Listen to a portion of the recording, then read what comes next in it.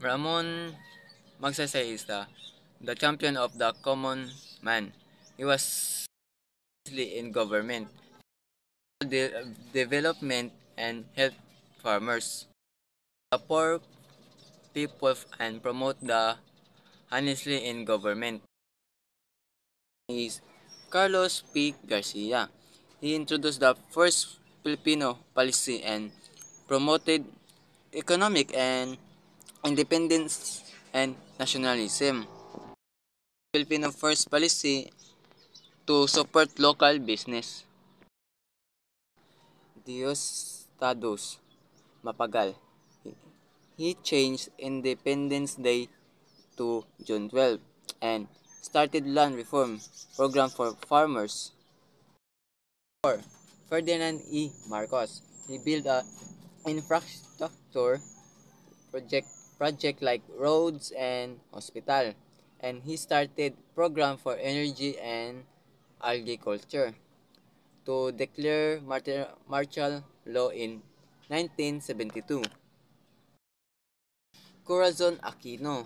He restored democracy after the EDSA People Power Revolution and created the 1987 Constitution.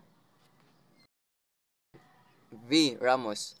He improved the economic and promote peace, and he encouraged foreigner investment and infrastructure project.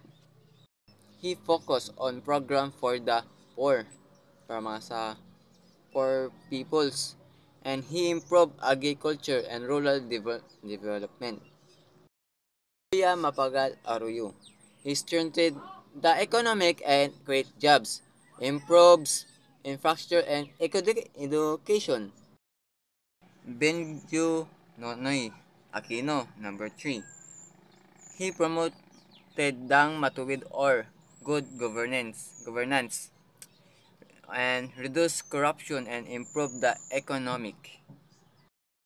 Go to 30. He launched the Build program and improved the public transport and infrastructure and fought against of illegal drugs and criminals. Ferdinand Marcos Jr. is Bongbong Marcos. He focused on the food security and agriculture and continues infrastructure project under the Build Better More, and he works he works on digital transformation and economic recovery.